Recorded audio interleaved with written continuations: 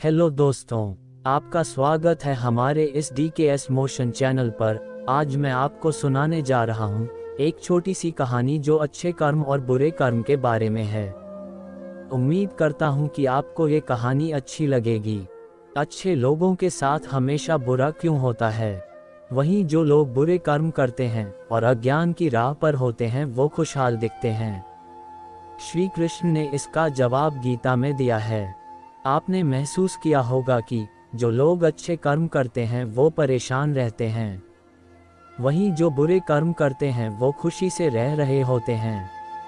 अच्छे कर्म करने वाले परेशान होते हैं कि आखिर उन्हें इतनी परीक्षा क्यों देनी पड़ रही है, जबकि जो अधर्म की राह में हैं वो खुश हैं और जिंदगी का लुत्फ उठा रहे हैं।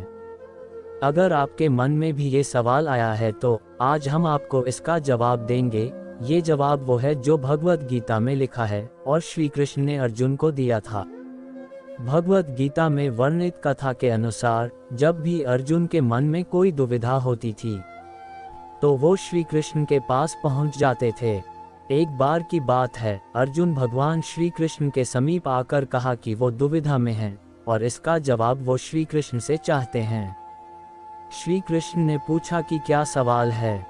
अर्जुन ने कहा, मुझे ये जानना है कि अच्छे लोगों के साथ हमेशा बुरा ही क्यों होता है, वहीं बुरे लोग खुशहाल दिखते हैं। अर्जुन के मुंह से ऐसी बातें सुनकर श्री कृष्ण मुस्कुराए और कहा, मनुष्य जैसा सोचता है और महसूस करता है वैसा कुछ नहीं होता है, बल्कि अज्ञानता की वजह से वो सच्चाई नहीं समझ पाता है।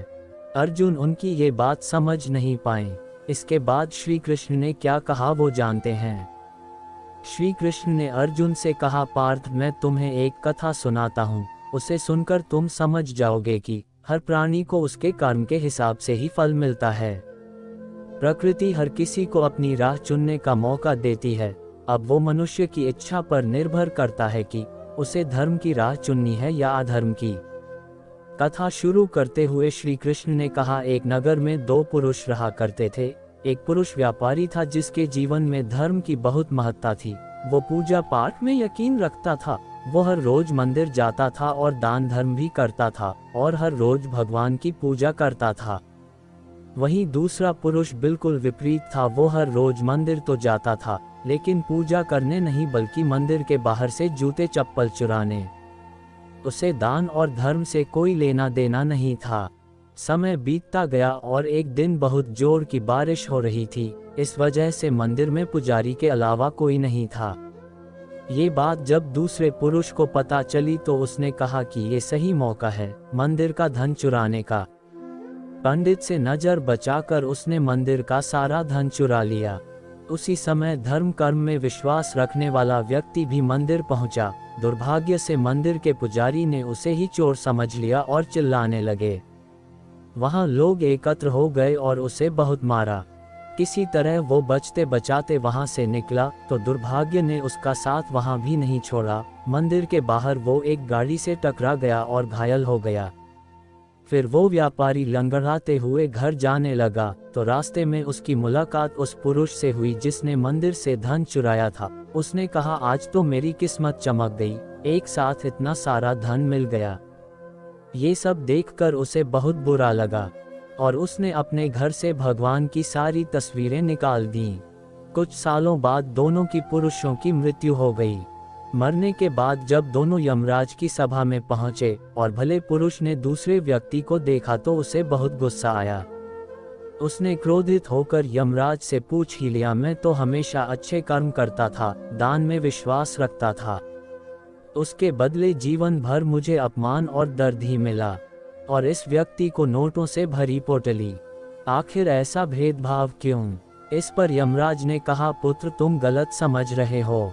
जिस दिन तुम्हारी गाड़ी से टक्कर हुई थी वो दिन तुम्हारे जीवन का आखिरी दिन था, परंतु तुम्हारे अच्छे कर्मों की वजह से तुम्हारी मौत सिर्फ एक छोटी से चोट में बदल गई। तुम इस दुष्ट व्यक्ति के बारे में जानना चाहते हो। दरअसल इसके भाग्य में राजयोग था, मगर इसके कुकर्मों और अधर्म की वजह से वो सिर्फ एक छोटी सी धन की पोटली में बदल गया। कथा सुनाने के बाद श्री कृष्ण अर्जुन से कहते हैं, पार्थ, क्या अब तुम्हें तुम्हारे सवाल का जवाब मिल गया?